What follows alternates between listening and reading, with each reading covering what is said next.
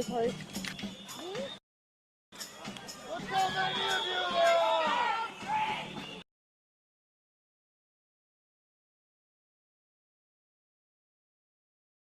Order to disperse and order all those assembled.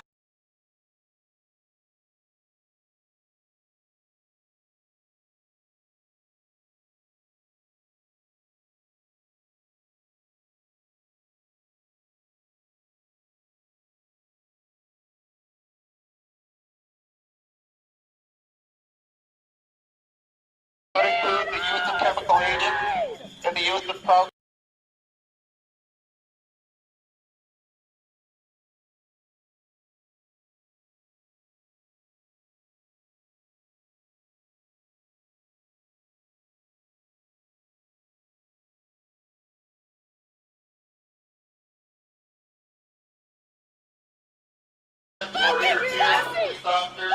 You'll be in violation of Minnesota State Statute 609.50, obstructing the legal process, which is additional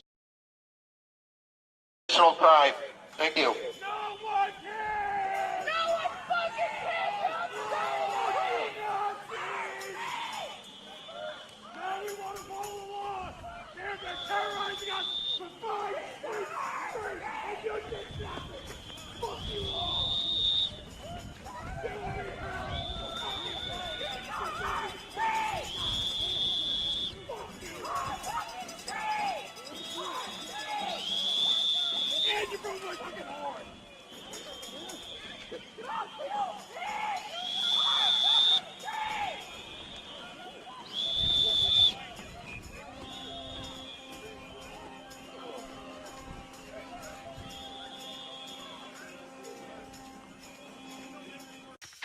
Shop Grainger.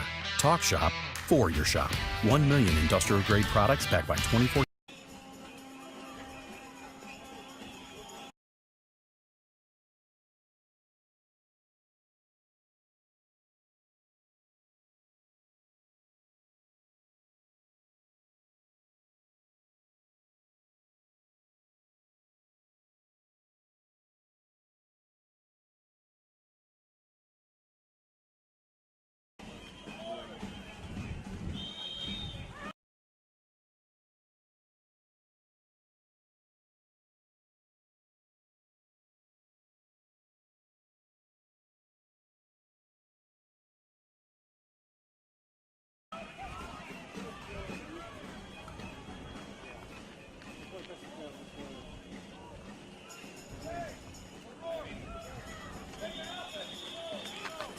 You are now under arrest. Please sit down and wait for instruction.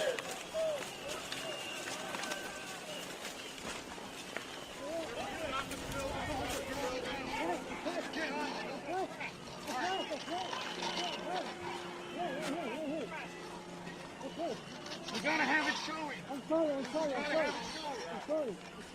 Drag it out. Drag it out.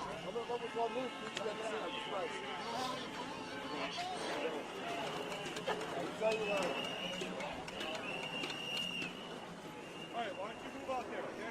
Just get out there. Get your credentials out now. Press. Oh, on this side of the line, please. Careful, icy here. Yep, come on, buddy, you're good. Careful, icy. Thank you.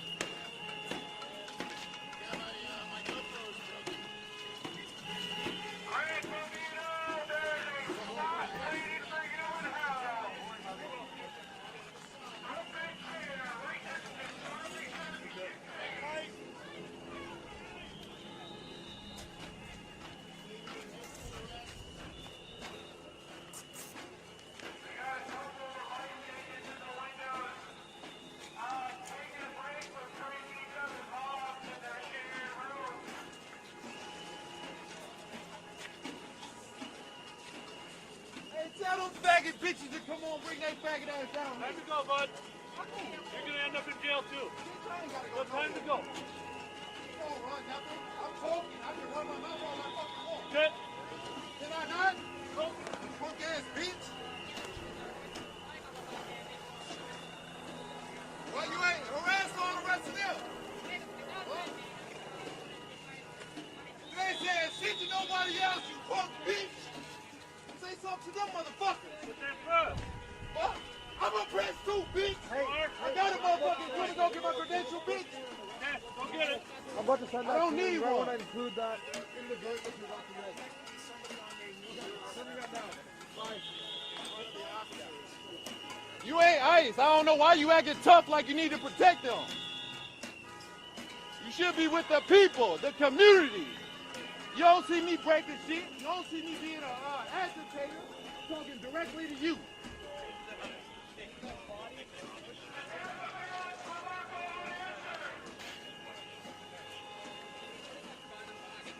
We're being on 2.0, huh?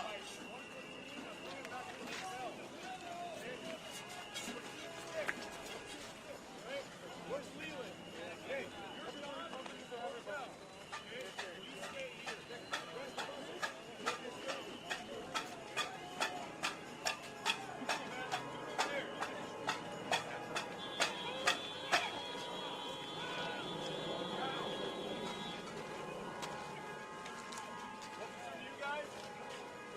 okay, good. We're going to work this out.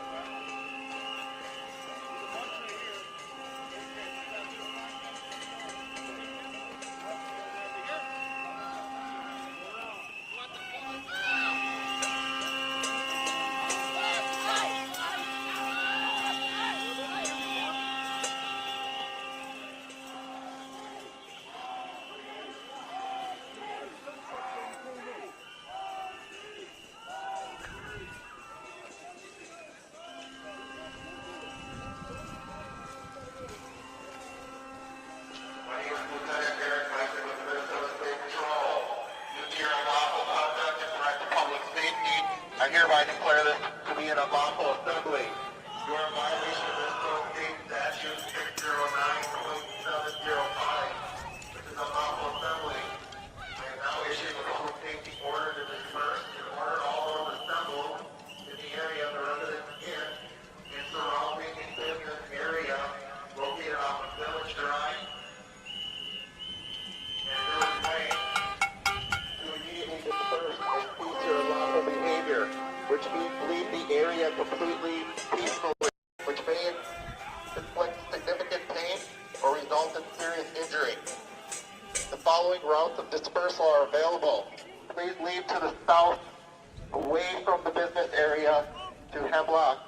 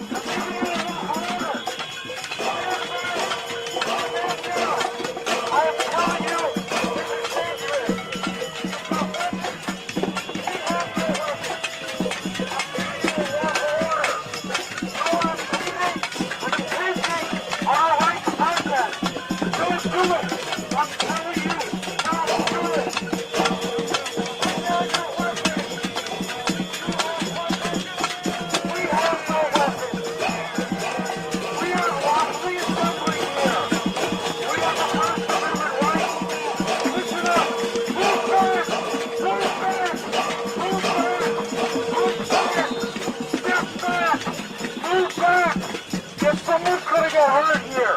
I'm telling you, someone is gonna get hurt. You should put the weapons down. You need to stand down and step back. I was giving you a lawful order. You are an unlawful assembly. You are a conspirator. You are an unlawful assembly. You need to put it down and step back. I'm telling you, someone's gonna get hurt. I'm giving you a lawful order. Put it back. Step back. Go back. Step back.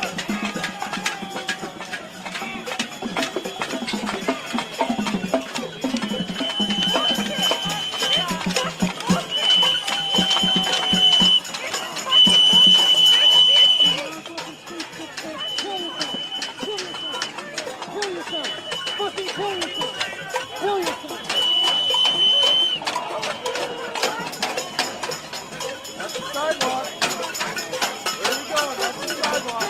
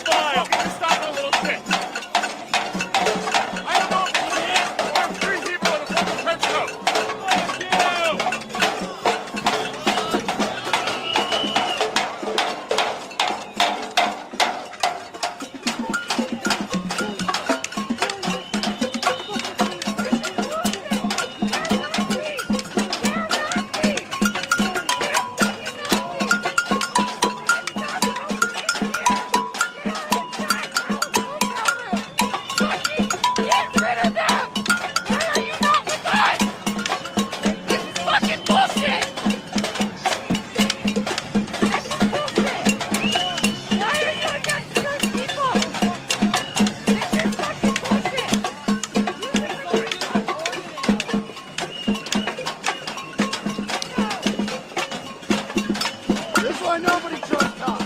This is why nobody fucking trusts cops. I just fucking believe in you motherfuckers.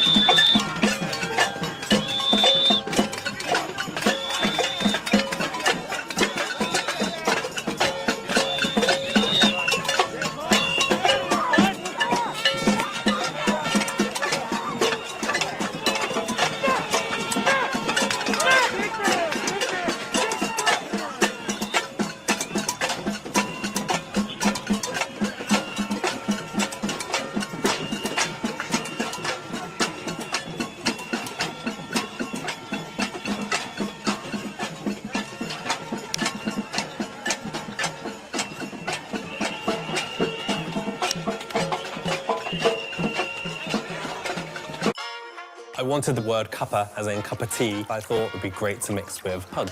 When I saw the domain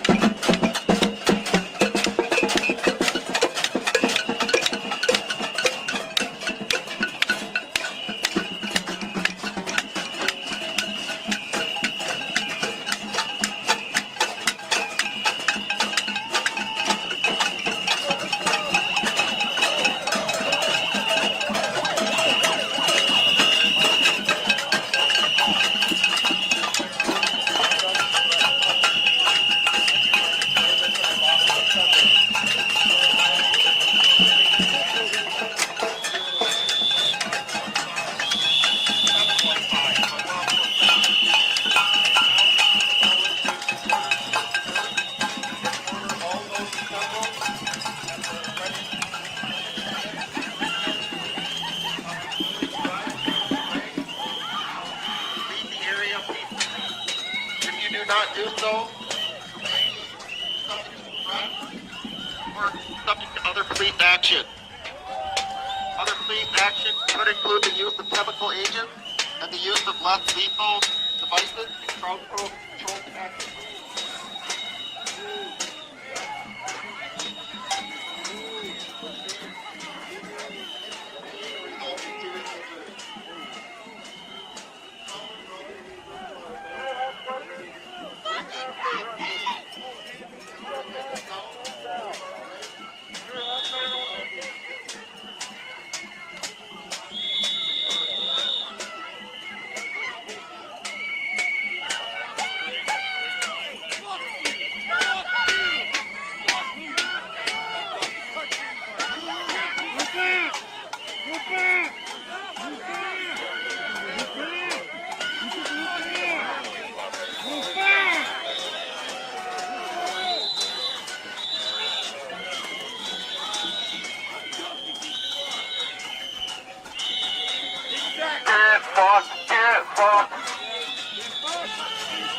Get the fuck out of here.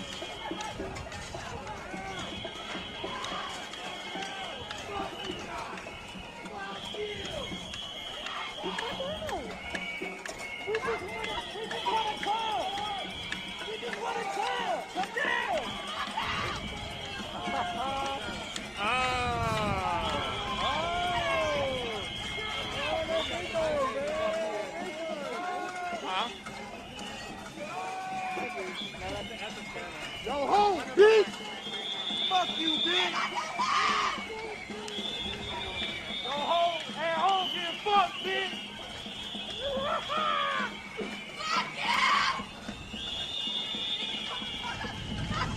No pussy getting bitch!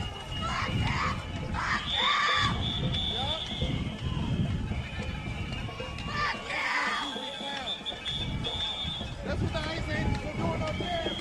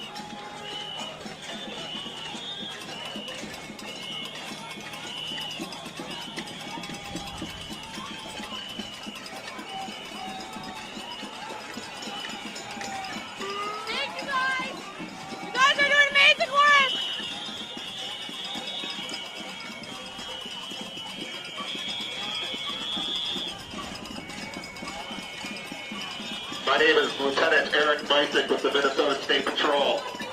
Due to your unlawful conduct and threat to public safety, I hereby declare this an unlawful assembly. You are in violation of Minnesota State Statute 609.705, unlawful assembly. I'm now issuing a public safety order to disperse and order all those assembled in front of the Residence Inn to disperse immediately and cease your unlawful behavior, which means leave the area peacefully.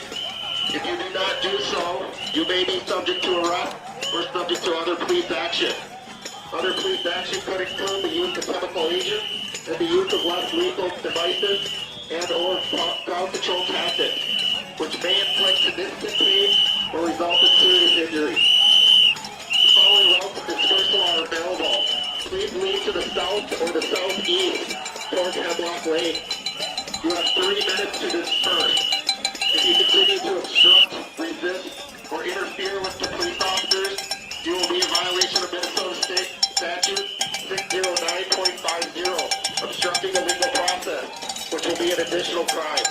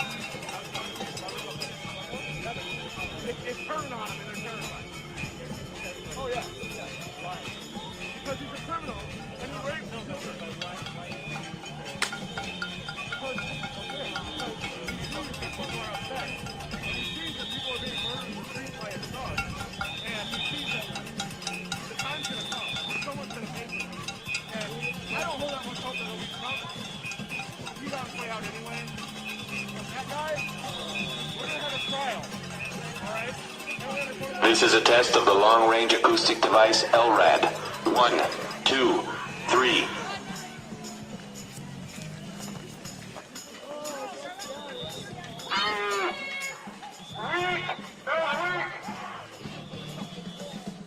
Sorry. Look how many of you there are!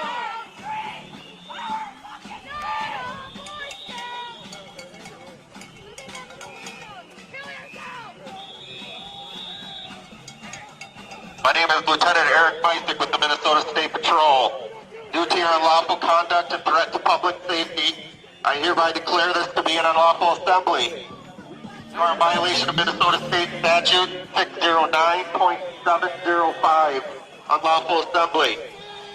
I am now issuing a public safety order to disperse and order all those assembled at the Residence Inn off of Village Drive to immediately disperse and cease your unlawful behavior, which means leave the area peacefully. If you do not do so, you will be subject to arrest or subject to other police action. Other police action could include the use of chemical agents and the use of crowd control tactics or less lethal devices, which may inflict significant pain or result in serious injury. The following routes of dispersal are available. Please leave to the south or the southeast toward Hemlock. You have 1 minute to disperse. If you continue to obstruct, resist, or interfere, please stop. Or interfere, police officers, you'll be in violation of Minnesota State Statute 609.50, obstructing the legal process, which is additional crime. Thank you.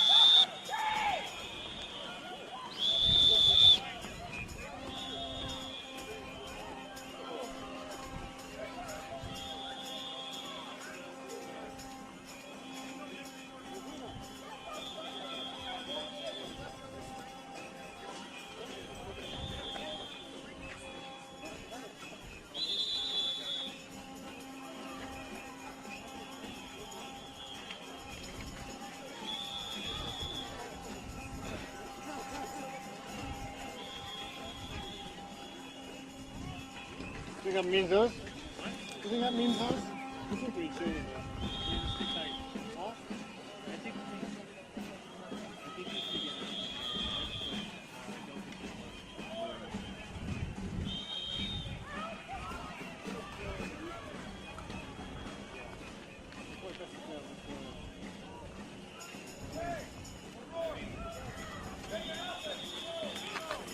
You are now under arrest.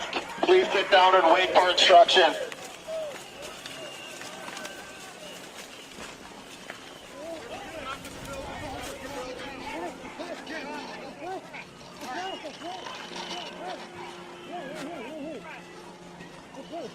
You gotta have it showing. I'm sorry.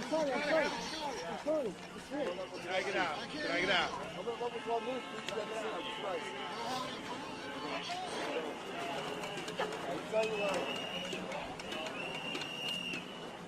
Alright, why don't you move out there, okay? Just get out there. Get your credentials out now. Chris! Oh, on this side of the line, please. Careful, icy here. Yep, come on, buddy, you're good. Careful, icy. Thank you.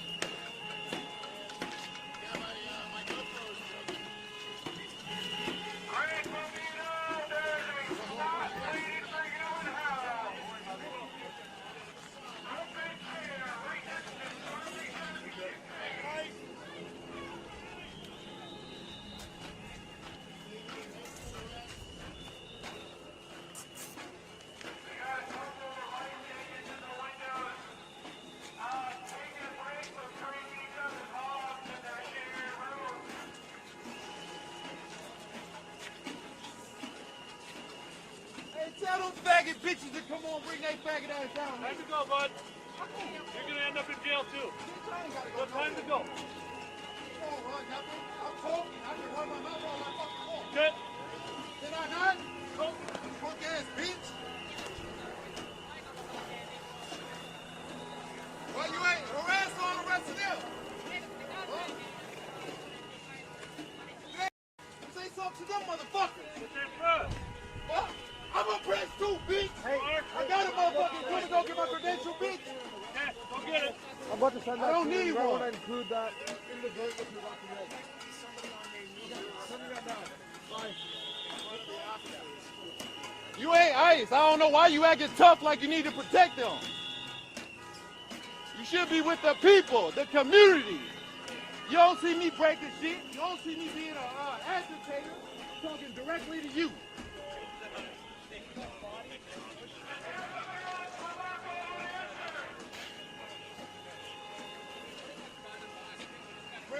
Trevino 2.0, huh?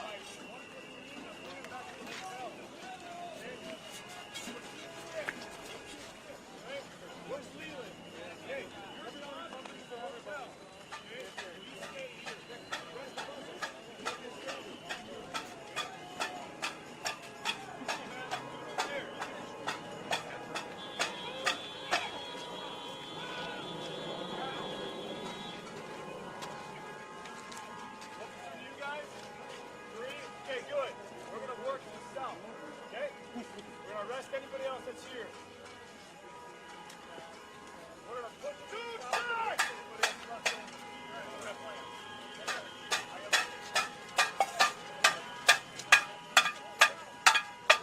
Just a quick update that law enforcement did move towards the car.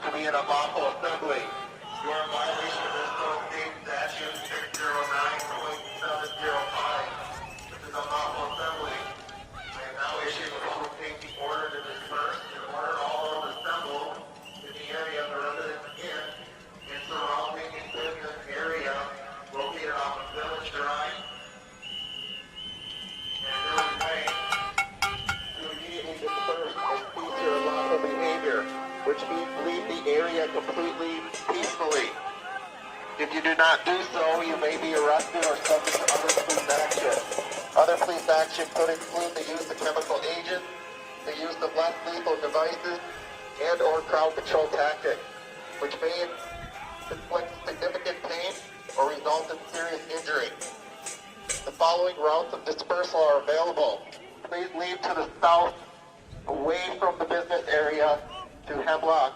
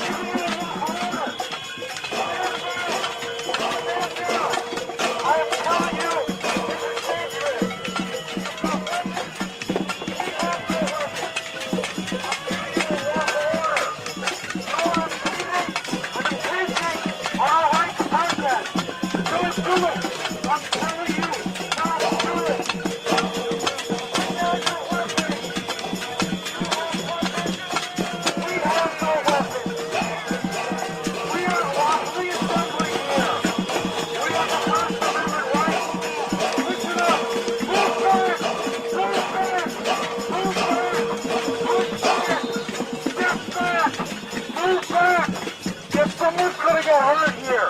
I'm telling you, someone is gonna get hurt. You should put the weapons down. You need to stand down and step back. I am giving you a lawful order. You are an unlawful assembly. You are a unlawful assembly. You need to put it down and step back. I'm telling you, someone's gonna get hurt. I'm giving you a lawful order. Put it down. Step back.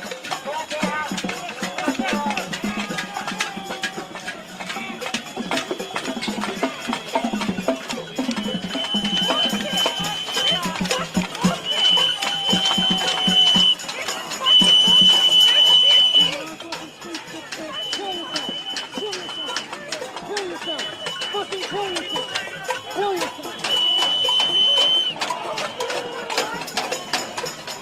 That's the sidewalk. Where are we going? That's the sidewalk.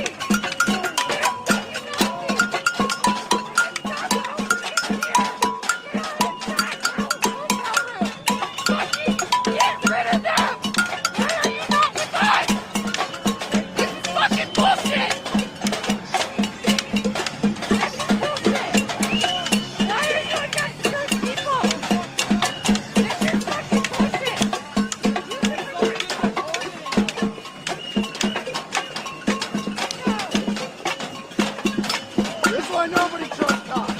This is why nobody fucking trusts cops. I just fucking believe in you motherfuckers.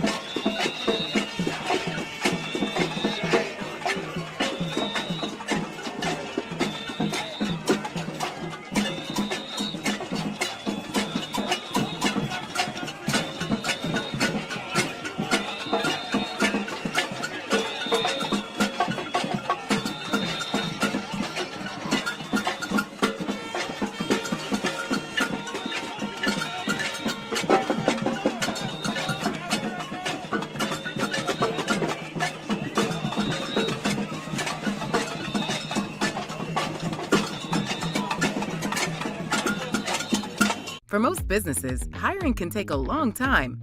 Not for Susan, though. She uses ZipRecruiter to find quality candidates fast. ZipRecruiter uses powerful matching technology to screen resumes and find the top candidates. So Susan can quickly invite the best matches to apply with just one click. It's no wonder ZipRecruiter is rated the #1 hiring site. Spend less time hiring and more time building your business. Try for free at ZipRecruiter.com.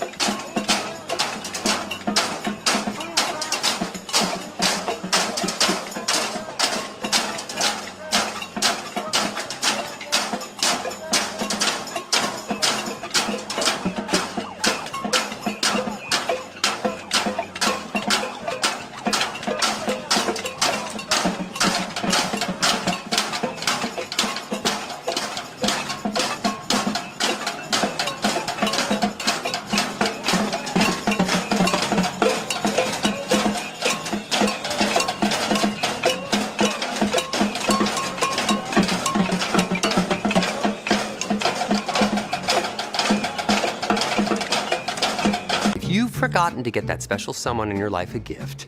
Well, Mint Mobile is extending their holiday offer of half off unlimited wireless. So here's the idea. You get it now, you call it an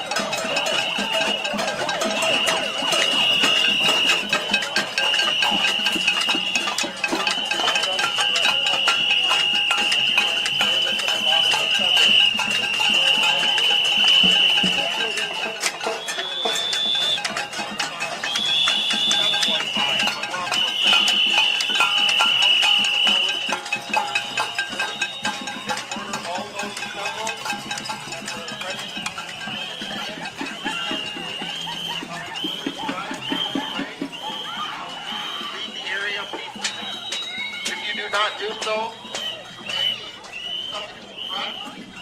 we're subject to other police action.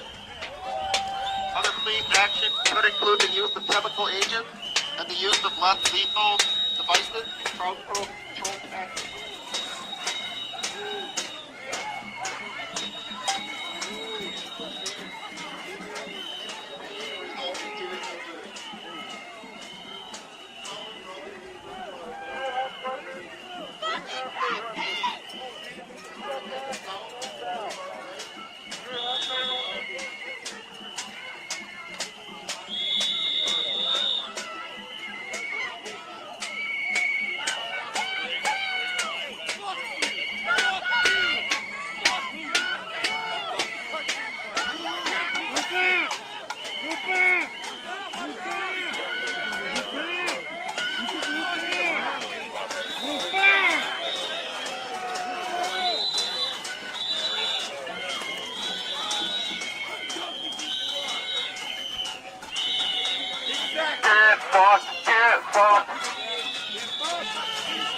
Get the fuck out of here.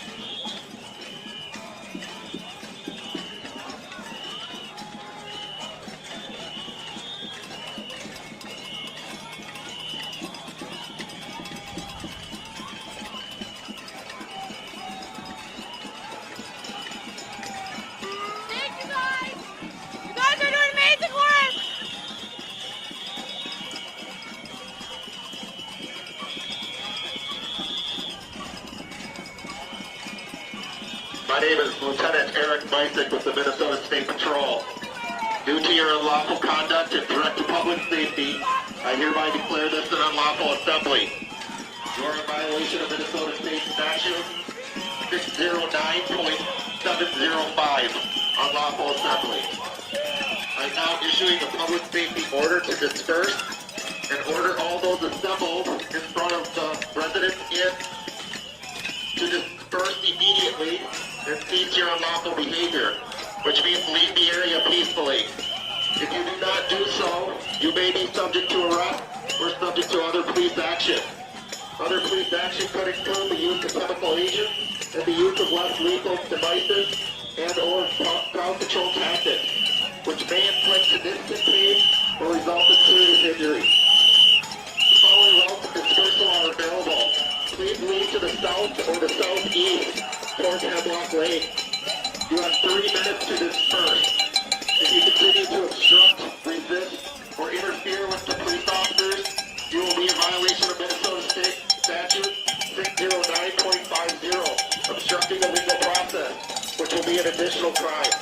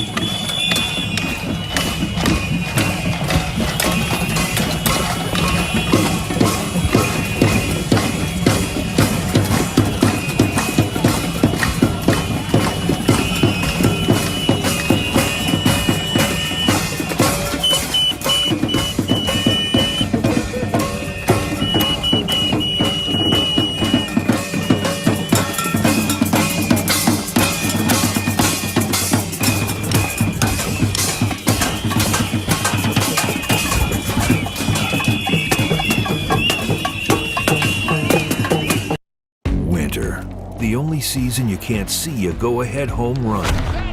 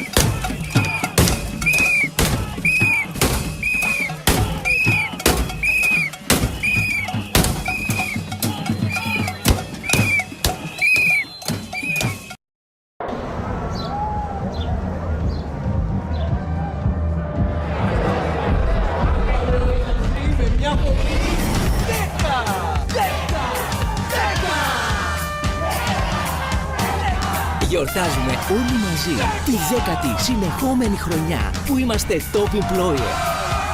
Μια αναγνώριση για όσα κάνουμε για τους ανθρώπους μας. Γιατί το αξίζουν. Lidl. Γιατί αξίζει. Όταν η μύτη σου είναι βουλωμένη, συνειδητοποιείς πόσο πολύτιμη είναι η αναπνοή. Φυσιομέρ.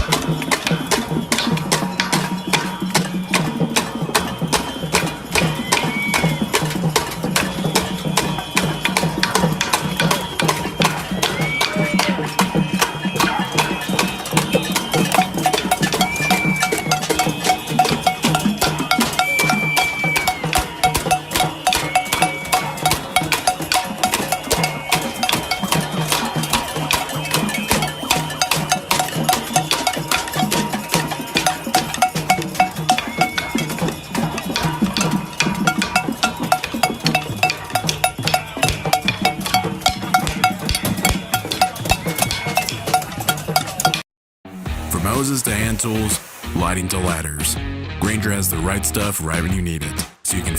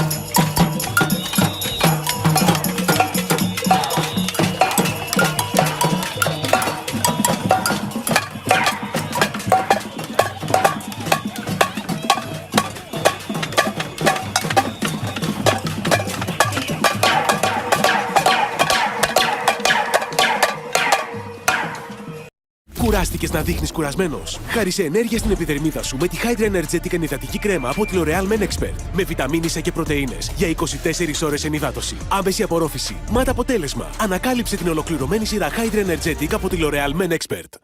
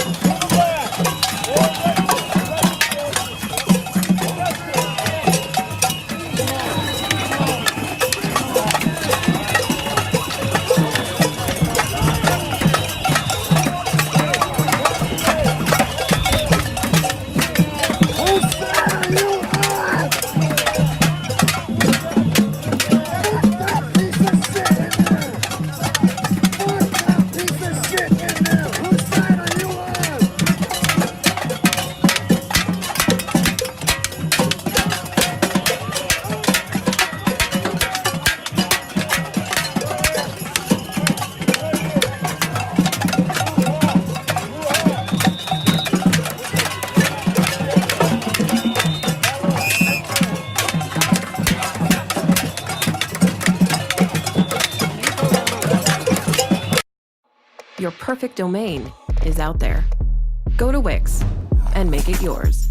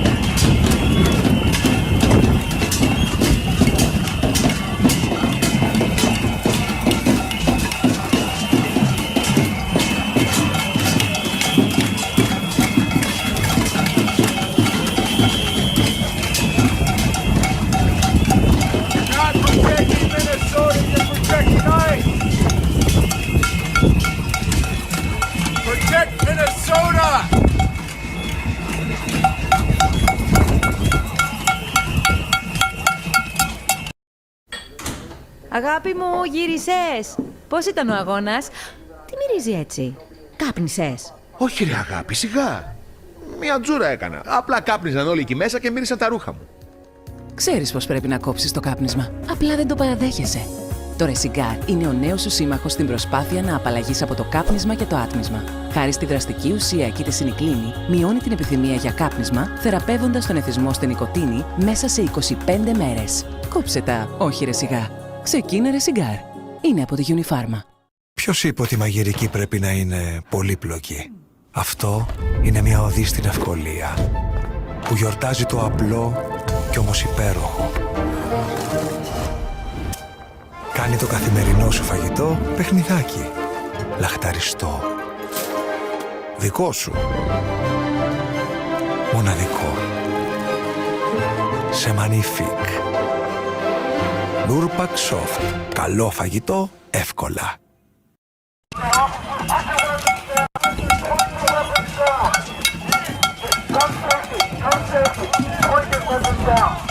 That's not a proper way to hold that weapon. Point your weapon down. You are an unlawful assembly. I'm asking you to step back and stand down. You're breaking our right to free expression. You're violating the First Amendment. I am giving you a lawful order. Step back, stand down.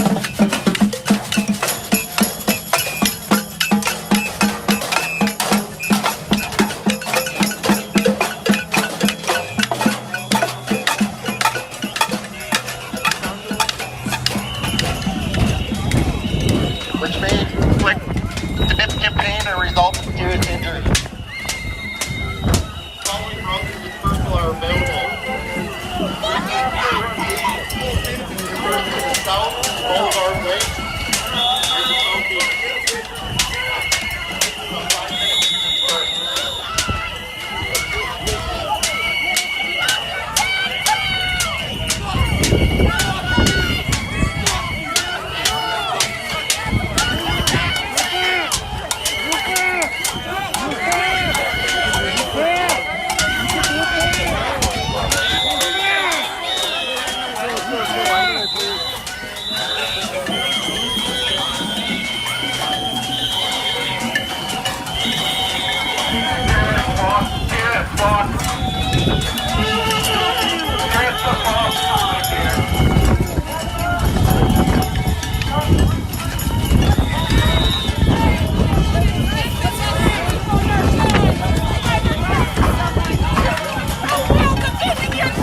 southeast.